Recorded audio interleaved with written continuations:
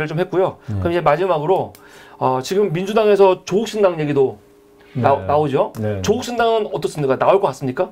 지금 조국신당 이슈와 관련해 가지고 우선 민주당 쪽에서는요 반응이 되게 격렬해요. 그러니까 예를 들어서 전재수 같은 경우는 이 조국은 신당 절대 안 나온다. 그러니까 신당 자체가 민주진영한테 상처를 주는 거라고 얘기를 해요. 근데 조국 장관이 그렇게 민주진영한테 상처를 주면서 자기 명예를 위해서 신당 창당하지 않을 거다라고 지금 거의 뭐 그런 식의 프레임이 있더라고요. 조국이 신당을 만드는 건 민주당한테 엄청나게 해를 끼치는 거다. 그런 식으로 이야기하고 있고 또 얼마 전에 박수현도 나와가지고 조국 신당 나오면 안 된다. 뭐 찬성하지 않는다. 뭐 그런 식으로 얘기를 했고 좀 그렇게 얘기를 많이 하는데 조국 신당 우선 뭐 찬반을 떠나갖고 조국 신당 출연합니까? 저는 이제 조국 장관 같은 경우에는 정치를 할 수밖에 없다고 봐요. 뭐 할 수 있는 게 없잖아요, 지금. 대학 교수를 할 수도 없고 아무것도 할 수 없어요. 본인이 스스로가 말씀하시다시피 비법률적? 비법률적인 걸로 이제는 명예를 회복하고 싶다. 이 얘기는 이제 정치를 하겠다는 얘기죠. 뭐 그건 분명해요. 정치를 하겠다는 얘기인데 어떻게 정치를 할 것인가. 이 부분에 있어서는 뭐 아직은 본인도 아마 스스로가 결론을 내린 건 없을 거라고 봐요. 이게 정치를 분명히 해야 되겠다는 생각은 가지고 있는데 어떻게 정치를 할 것인가. 이 부분에 대해서는 아직은 과제이죠. 과제인데 저는 그렇게 생각해요. 지금 조국 장관께서 민주당에 입당을 해가지고 출마하는 것은 현실적으로 부담이 되는 측면이 좀 있죠. 그럼 부담이 되죠, 민주당도. 예, 부담이 되는 측면이 있죠. 자, 그렇게 되면은 지금 준연동형 비례대표제가 그대로 유지가 된다면은 민주당에 부담을 주지 않는 선에서 그리고 조국 장관도 자기 할 말을 하면서 명예회복을 하고 이후에 정치를 좀 할 수 있는 것은 신당을 만들어서 저는 뭐 비례대표 형식으로 이렇게 정치에 진입하는 것은 나는 충분히 있을 수 있다. 그리고 그것이 민주당에 큰 해를 끼치는 것은 아니다라고 봅니다. 저는. 근데 저는 해를 끼치고 안 끼치고 떠나서 지금 민주당에서 이런 식의 반응하는 거는 이건 매우 문제가 있다는 생각이 들어요. 왜냐면은 이 총선이 국회의원이 개인의 명예를 회복하는 건 아니지 않냐라고 비판을 하거든요. 맞는 말이죠. 그런데 조국이 당한 거는 그냥 개인 조국이 당한 게 아니잖아요. 검찰개혁을 위해서 하다가 지금 이 민주당이 이 정부를 검찰 독재 국가라고 규정을 했거든요. 검찰 독재라고. 그리고 지금 검찰권을 얼마나 남용하고 있는지 규정을 했어요. 그런 검찰이 사실 조국 장관 이 가정을 이렇게 난도질을 한 거였거든요. 그럼 이거에 대해서는 민주당은 책임의식이 있어야 되는데 아니 어떻게 이거를 개인 명예 회복으로 생각을 해요. 그건 개인 명예가 아니라 검찰권 남용, 검찰 독재, 검찰들의 이런 무분별한 이 뭐라고 할까 이 사냥식 수사로 인해서 피해받은 상처받은 사람이 회복하는 과정인 거지 이게 그냥 개인이 아니거든요. 그래서 민주당이 이런 식으로 태도를 취해가지고 조국 개인적인 문제를 가지고 이렇게 신당 만들어갖고 민주당 펴주면 안 되라는 태도는 저는 굉장히 잘못된 태도라고 생각이 들고 제 개인적으로는 저도 민주당에 입당하고 하는 것보다는 신당을 만들거나 아니면 지금 뭐 열린민주당 같은 경우는 처음부터 친조국을 아예 표방하고 나온 정당이기도 하고 또 사회민주당 지금 정의당에서 나온 사람들이 사회민주당 만들었거든요. 근데 그 중심에 누가 있냐면 뭐 천호선 대표라든가 아니면은 또 노회찬 의원 노회찬 의원 보좌관 출신이었던 갑자기 이름이 기억 안 나네. 그 의원들이 있거든요. 그러니까 이 사회민주당은 노회찬 정신을 표방하고 나온 정당이에요 지금요. 그러니까 조국하고도 많죠. 조국이 노회찬 그 후회장도 했었고 하기 때문에 사회민주당도 괜찮고 그런 정당들에 들어가서 비례로 나오면 어떠나 저도 그런 생각이 있습니다.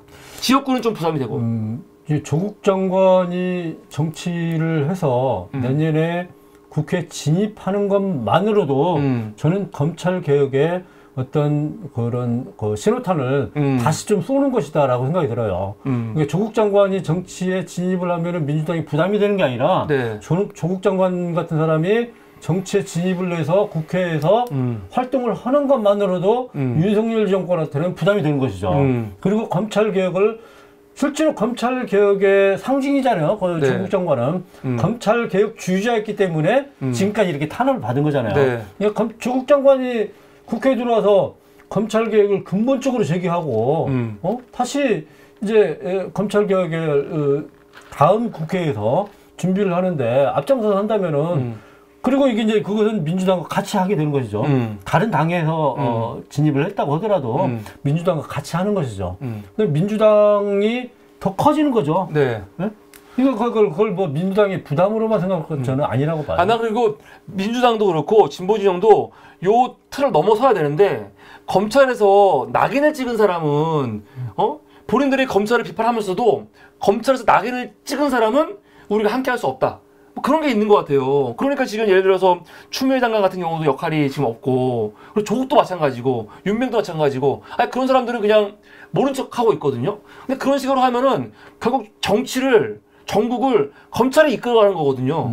거기 저는 그거를 탈피하기 위해서라도 조국은 출마를 하고 원내에 나와야 된다. 다만 지역구 같은 경우는 나오면 안 되는 이유가 뭐 이 사법부 판단이 옳고 그르고를 떠나가지고 이미 1심에서 그 당선 무효형이 나왔거든요, 거의. 당선되더라도 지금 만약에 2심 대법원 가갖고 1심 판결이 그대로 유지가 되면은 당선이 무효가 되기 때문에 지역구 나왔다가 무효돼버리면은 이거는 여파가 크잖아요. 그러니까 지역구는 나오지 말고 되지 못하니까 안 나오는 게 아니라 되더라도 나오지 말고 비례로 나오면은 부담이 없는 거죠. 혹시 정말 그런 일이 벌어지면 안 되겠지만 실형이 나와가지고 의원직을 상실하더라도 바로 승계가 되니까 그럼 비례로 나오면은 부담될 게 없죠. 무슨 부담이 돼요? 민주당이 나는 왜 이렇게 조국 나오는 거에 대해서 민주당한테 부담이냐고 그렇게 말하는지 이해가 안 돼요. 본인들이 다음 총선 때 위성정당을 만들 게 아니라면은 조국이 나와갖고 정당 만드는 게 무슨 부담이 된다는 건지 저는 좀 이해가 안 되더라고요. 아무리 봐도. 이 부분은 아마 조국 장관께서 이제 정치를 시작하게 되면은 어차피 민주당과 관계 설정을 좀 해야 될 거예요. 할 수밖에 없는. 지금 민주당 당원도 아니에요. 그렇죠. 네. 그러니까 설정을 해야 되니까요. 앞으로 이제 이 준연동형 비례대표제가 어떻게 될 것인지 이런 과정까지 이제 보면서 아마 조국 장관도 본인의 이런 결심을 다시 한번 좀 굳히지 않을까 싶어요. 그러니까 지금 섣부른 예단으로 얘기하기는 좀 그렇다고 생각이 들고 민주당에서도 조국 장관 출마에 대해서 너무 섣부른 예단으로서 이렇게 미리서 앞서서 얘기를 하고 저는 이러지는 좀 않았으면 좋겠습니다. 근데 너무 과장을 하는 게 조국이 나오면 다음 총선이 또 조국 대 윤석열 뭐 그런 식으로 판이 짜진다. 그러면 이게 우리한테 불리하다. 그렇다고 하는데 조국 장관이 민주당도 아니고 신당 만들었다고 해서 이 구도가 조국 대 뭐 윤석열, 뭐 민주 대 반민주 뭐 그렇게 되는 거 아니잖아요. 그렇죠. 그리고 말도 안 되는 거지. 그리고 저는 이번 총선이 검찰 개혁의 이슈가 있어야 된다고 봐요. 맞아요. 민주당의 그렇죠. 이슈가 맞아요. 검찰 개혁을 윤석열 심판인데. 예, 검찰 개혁을 하자는 이슈를 가지고 싸워야 되는데 조국이 나오면은 뭐 이렇게 그 이슈가 어떻게 다르게 되는 거 아니잖아요. 네. 그거 나쁜 게 아닌데. 그러니까 이런 식의 태도가 참 문제가 많다. 근데 제가 우려스러운 게 하나 있어요. 조국 장관한테 우리 뭐 3월에 방송을 하면은 많은 사람은 안 봐요. 근데 이거 아시는지 모르겠는데 정말 핵심은 다 봐요. 아, 그래요? 다 보고 이 지시를 딱 내리면 굉장히 심각하게 생각을 하거든요. 그래서 제가 분명히 말씀을 드리는데 지금 조국 장관 행보를 보면은 전 조국 장관이 정치해야 된다. 신당을 만든지 아니면 3당에 들어가서 적극적으로 해라 라고 하는 입장인데 제가 걱정스러운 건 뭐냐. 요새 조국 장관이 소위 친문들, 친문이나 아니 친낙계 의원들 하고 좀 많이 연관이 있어지는 게 아닌가. 특히 요번에 양산 가서 책 사인회 했거든요. 이거 뭐 나쁜 모습은 할 수 있지. 할 수 있는데 그 모습이 저는 별로 그렇게 좋게 보이진 않았어요. 대통령하고 만나는 게 나쁘다는 게 아니에요. 그런데 그게 뭔가 아직은 모르겠지만 이거 지금 친낙계 의원들이 구심점이 없잖아요. 그래서 지금 거의 뭐 막동강 오리알처럼 돼버렸잖아요. 그 구심점을 지금 조국에서 찾으려고 하는 게 아닌가 생각이 들어가지고 그러는 순간 예를 들어서 이낙연하고 만나가고 조국하고 악수하는 사진 한 장 나온다. 그 순간 지금 많은 지지자들이 조국 장관한테 갖고 있던 그런 마음들은 그냥 한순간에 없어질 수 있습니다. 이거 조심해야 된다. 맞아요. 이거. 맞아요. 그건 저도 동감입니다. 그게 만약에 그렇게 외화돼 버리면 민주당이 이제 내분이 시작돼요. 그렇죠. 그러니까 진짜 내분이죠. 그리고 조국 장관 출마에 대해서도 굉장히 부정적 기류도 많이 흐를 가능성이 커요. 예, 맞아요. 예. 그러니까 그것은 뭐 조국 장관님도 저는 좀 알 거라고 생각이 들고요. 뭐 그런 부분들은 저도 뭐 공감합니다. 예. 지금까지 조국 장관이나 추미애 장관 같은 경우는 좀 달랐던 게 친문, 예를 들어서 지난 정부에 내각에 있던 사람들이잖아요. 그런데 지난 정부 사람이라는 생각이 안 들었어요, 별로. 왜냐면 핍박받고 외면당했던 그런 느낌이 사람이었거든요. 그러니까 사실은 많은 지지자들이 이재명을 지지하는 지지자들이 동시에 이 추미애, 조국도 같은 피해자 혹은 또 같은 좀 그런 마음으로 했는데 지금 갑자기 느낌이 막 친낙계 쪽하고 갑자기 좀 선이 닿나? 막 그런 식의 흐름이 보이니까 이거는 굉장히 우려스럽다.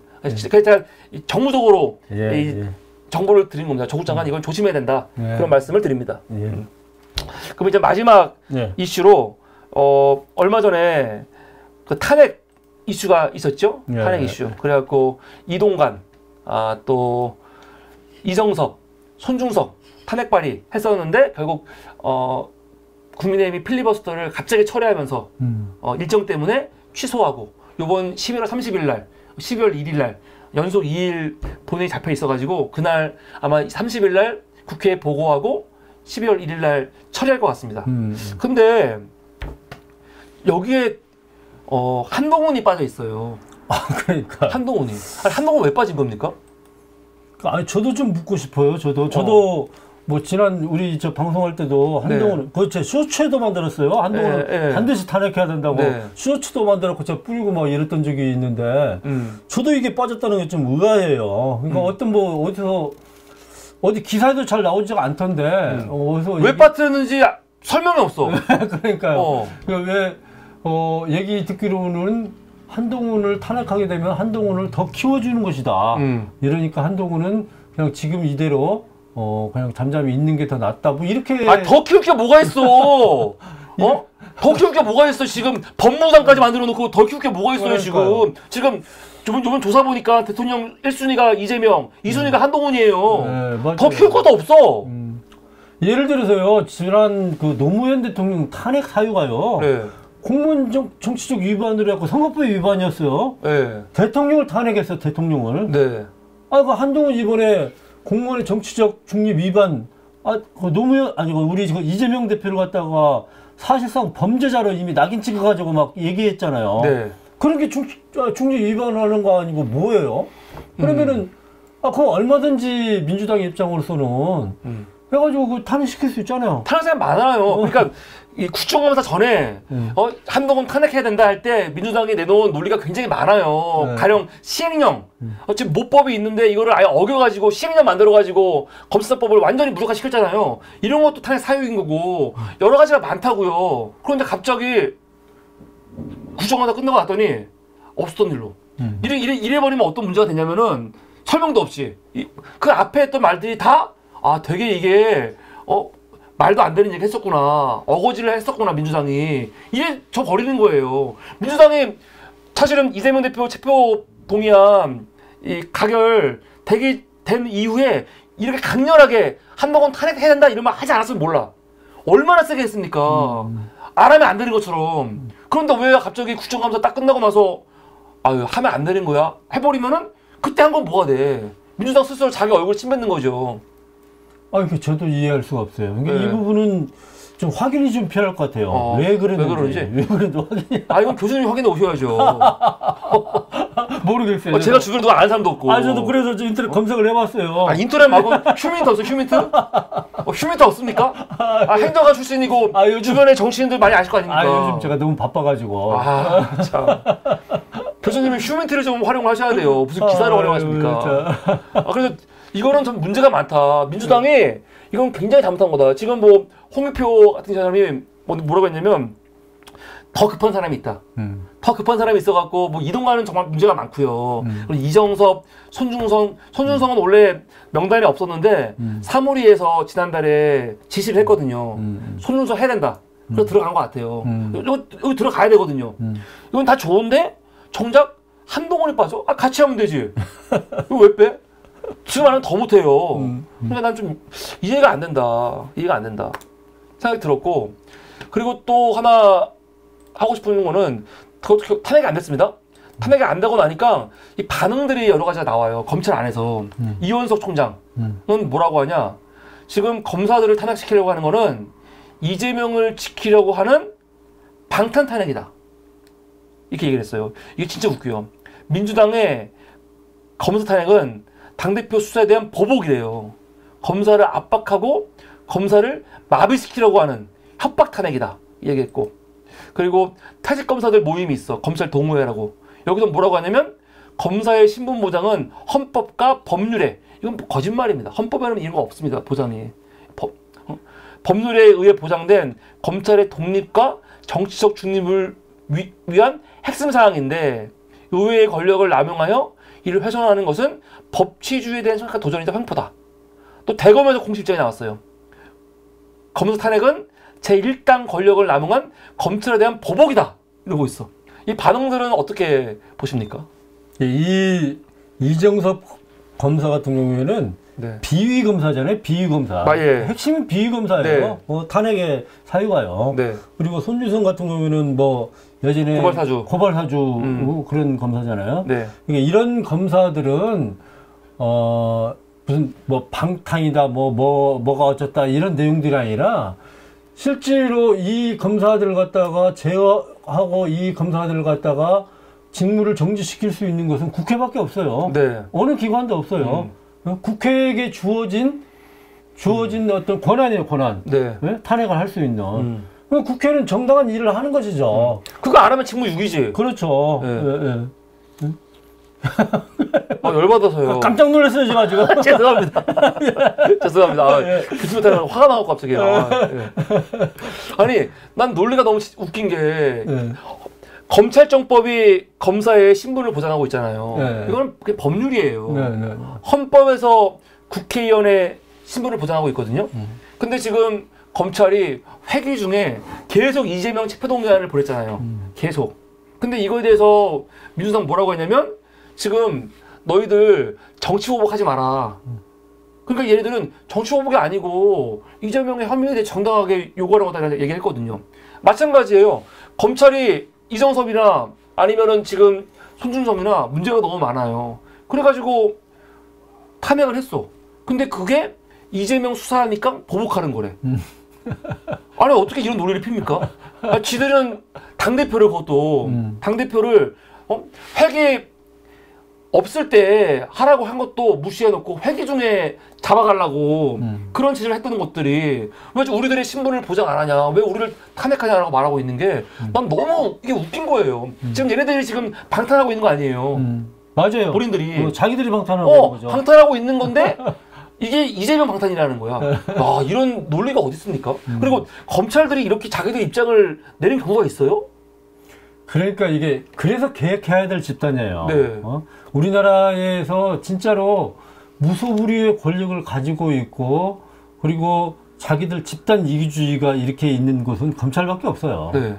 그러니까 이 검사들이 뭐 뻑하면은 자기들끼리 모여가지고 회의하고 집단 우리 정권에 대항하고 막 이러잖아요. 그렇게 해서 검찰은 자기들끼리의 자기들을 지켜주기 위한 자기들의 보위의 그런 집단 이런 것들이 굉장히 강한 거죠. 그러니까 이거는 검찰이 비위 검사이기 때문에 국회에서 탄핵을 냈더니 검찰총장이 반대声明을 내고 대검에서 반대声明을 내고 뭐 무슨 동호회에서 반대声明을 내고 이게 말이 안 되는 거죠. 이것은 국회한테 정면으로 갔다가 국회한테 도전하는 행위이죠. 아니, 반대를 하더라도 지금 이재명 시키기 위한 탄핵을 하잖아요. 지금 검찰이 하는 행동을 보면요, 그냥 국민의힘 당원들 같아요. 그러니까 검찰이 검찰총장이 또 하고. 네. 어떻게 이럴 수가 있나? 이렇게 노골적으로? 지금 노골적으로 아예 그냥 검찰이 정말 국민의힘 다 당원들이 모여가지고 하는 무슨 내부 무슨 수사기관처럼 행동하고 있어가지고 이건 진짜 엽기적인 거고 이건 진짜로 손을 꼭 봐야 되는데 아마 분노가 맞아요. 치밀어 오릅니다. 맞아요. 아. 또 한 가지 저는 이제 이 과정을 보면서 좀 네. 문제가 되는 게 그때 이제 필리버스터를 포기하고 네. 국민의힘당에서 네. 포기하고 바로 이제 국회를 종결시킨 거잖아요. 네네네. 그러니까 이제 탄핵을 못하게끔 하려고 네네. 그렇잖아요. 이거 자체가 웃긴 거죠. 네. 이거 자체가 이거 국회 입법권을 갖다가 네. 우리 스스로 자체가 그냥 국회의원들 스스로가 놓아버린 거예요. 말도 안 되는 거죠. 그러니까 아니 세상에 그러니까 이것은 만약에 우리가 여기서 하지 않더라도 대통령이 거부할 것이다. 이거 예정하고 지금 얘기한 거잖아요. 그거 믿고 하는 거죠. 이거 하고. 야, 못하러 힘들게 필리버스터를 해. 아, 이거 필리버스터 얼마 있는데. 네. 법안이 4개 올라갔거든요. 네. 그럼 한 해에 24시간을 해야 되잖아요. 네. 그럼 4일 해야 되거든. 원래 4일 하려고 그랬어요. 근데 이거 왜 힘들게 해. 그냥 대통령이 거부하면 끝나는데 그런 마음이 있으니까 필리버스터 안 한 거죠. 전 100% 그렇게 생각해요. 그러니까요. 100%. 그 대통령이 반드시 거부할 것이다. 그러니까 우리 뭐 이거 하나만 하다 이거 뭐 이 생각이잖아요. 그러니까 아니 국회에서 법률안을 만들고 이런 사람들이 그러니까요. 대통령이 거부할 거니까 이거 하지 말자. 이게 말이 되냐고요. 그러니까요. 국회 입법권 스스로가 놓아버린 거죠. 예를 들어서 김대중 대통령 시절에는요. 네. 국회 대통령이 거부권 한 번도 행사한 적 없어요. 대통령이. 그때 여소야대였어요. 아, 예. 여소야대에서? 네, 여소야대임에도 불구하고 한 번도 거부권 행사한 적이 없어요. 대통령은 국회를 존중해야 돼요. 왜 그러냐면 국회는 국민의 대표들이 모인 자리예요. 한 번도 없습니까? 거의 없습니까? 한 번도 없었어요. 확실합니까? 예. 네, 한 번도 없었어요. 그러니까 여소야대 국민임에도 불구하고 그랬다니까요. 네. 그건 똑같네요, 지금이랑. 그렇죠. 네. 대통령은 국회에서 결정한 사안들을 존중해야 되는 당연한 거예요. 왜 그러냐면은 국민의 대표들이 모인 기관이고 국민들이 만든 거나 다름없이 봐주는 거예요. 그렇기 때문에 대통령은 항상 국회의사들을 존중해 주는 게 맞아요. 그런데 당연히 거부할 것이다. 대통령이. 아니 나는 이게 말이 되는 거예요. 형식적으로 나와고 필리버스터 몇 시간은 해야지. 근데 그거 하기 싫어가지고.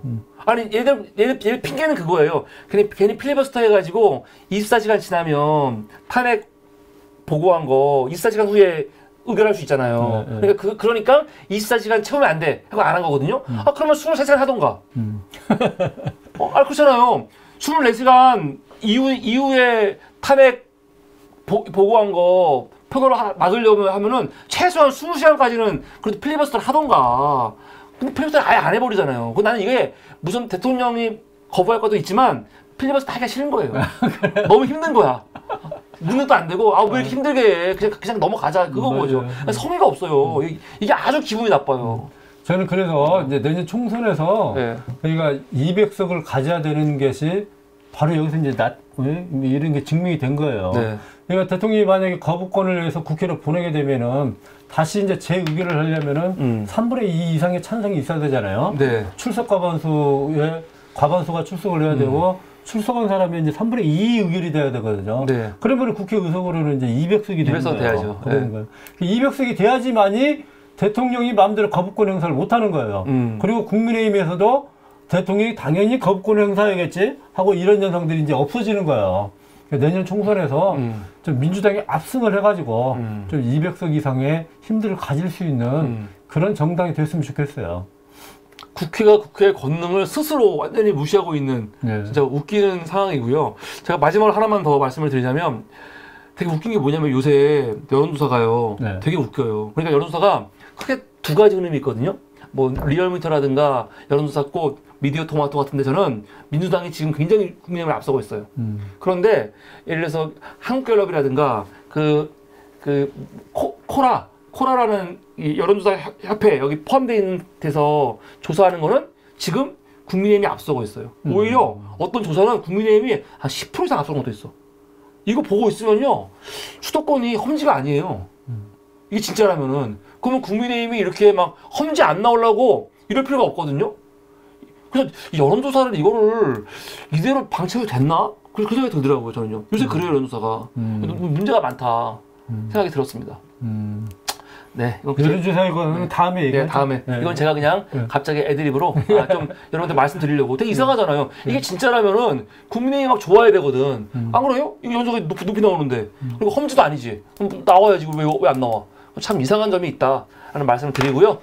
오늘 또 교수님과 지난 한 주 있었던 중요한 이슈들 한 두세 가지 함께 방송을 나누었습니다. 지금 덕이피 10과 광진은 김상진에 또 많은 분들 들어와 계시는데요. 덕이피 10에 지금 계시는 우리 구독자분들 제가 상단에 우리 교수님 링크를 걸어놨거든요. 뭐야? 제가 교수님 링크를 걸어놔야 되는데 지금 뭐라고님 링크를 걸어놨네? 아유. 네? 제가 실수했다. 죄송합니다. 제가 아까 교수님 주소 링크를 올려갖고 상단에 고정을 시켰거든요. 네. 근데 교수님 거를 고정한다는 게 우리 뭐라고님이 했던 메시지를 잘못 고정시켰어. 참 죄송합니다. 여러분 이런 실수를. 광진은 김상진 제가 유튜브에 그 주소 고정시켜 놨거든요. 이거 클릭하셔갖고 제가 보여드릴게요. 이렇게 위에 있으니까 이거 클릭하셔갖고 이렇게 들어가셔가지고 여러분들 구독 좀 많이 해주세요. 많이 좀 구독해 주십시오. 지금 782명 들어와 있네요. 서승만 TV에서 많이 왔네. 많이 왔어요. 한 100몇 명이 바로 이쪽으로 해줬어요. 대박이다. 네. 버기피식과 방송 아무리 해봤자 안 되는데 서승만 TV 한번 하니까 그래도 몇 번은 늘었네요. 지시하면은 부끄럽습니다. 우리 사무리께서 지시하면은 아니 근데 우리는 너무 민주적이어서 제가 아무리만 해도 잘 말을 안 들으시는 거예요. 감사합니다. 뭐라고 하면 죄송합니다. 제가 박제를 잘못했네요. 실수했습니다. 네, 하여튼 오늘 이렇게 또 늦은 시간까지 함께 해주셔서 감사하고요. 지금 제가 광고 하나 좀 하겠습니다. 네. 자, 우리 오늘 착한 보험 클리닉 다 아시죠? 010-7612 3303 전화하셔가지고 착한 보험 클리닉 상담 한번 받아보시기 바랍니다. 전화하시면 여러분 댁까지 찾아와서 여러분들 보험 증서 다 확인한 다음에 뺄 거 빼고 넣을 거 넣고 그렇게 또 해드리니까 상담 받아보시기 바라고요. 오늘 방송 보시고 매우 부족한 방송이지만 사무리 열심히 응원하시는 분들은 좋아요와 구독과 함께 시청자로 함께 하시면 감사하겠습니다. 그리고 중요한 거 어저께 또 슈퍼챗 우리 배영강 심리연구소님과 이사가님이 보내주셨고요. 시청료 봄님, 정유종님, 내사랑 초코님, 사탕박하 시청료님, K미구님, 이경님, 김사봉님, 손수환님 8분이 시청료 보내주셨습니다. 8분 깊이 감사드립니다. 네. 며칠째예요 지금? 지금 연속 47일째. 47일째예요? 네. 하루도 안 쉬었어요? 안 쉬었습니다. 네. 와, 내일 48일째. 네. 그래서 여러분들 하루에 10원씩 모아두셨다가 제가 100일 되는 날은 의무적으로 시청료 1,000원씩 납부하는 날입니다. 예. 무조건 납부해야 돼, 무조건. 네. 무조건 납부해야 되니까 지금부터 하루에 1,000원씩, 아니, 10원씩 저금하시고요. 100일 시청료 1,000원 많은 겁니까? 그 정도 줄 수 있잖아요. 그러면 그 정도야 그 정도야. 교수님도 보내주시겠습니까? 보내겠습니다. 알겠습니다, 여러분. 100일 되는 날 시청료 1,000원 여러분 기대하면서 오늘 3월이 44일차 방송 겸 김상진의 말해봐 여기서 마치겠습니다. 여러분 감사합니다. 네, 고맙습니다. 교수님 수고 많으셨습니다. 네, 수고하셨습니다. 네.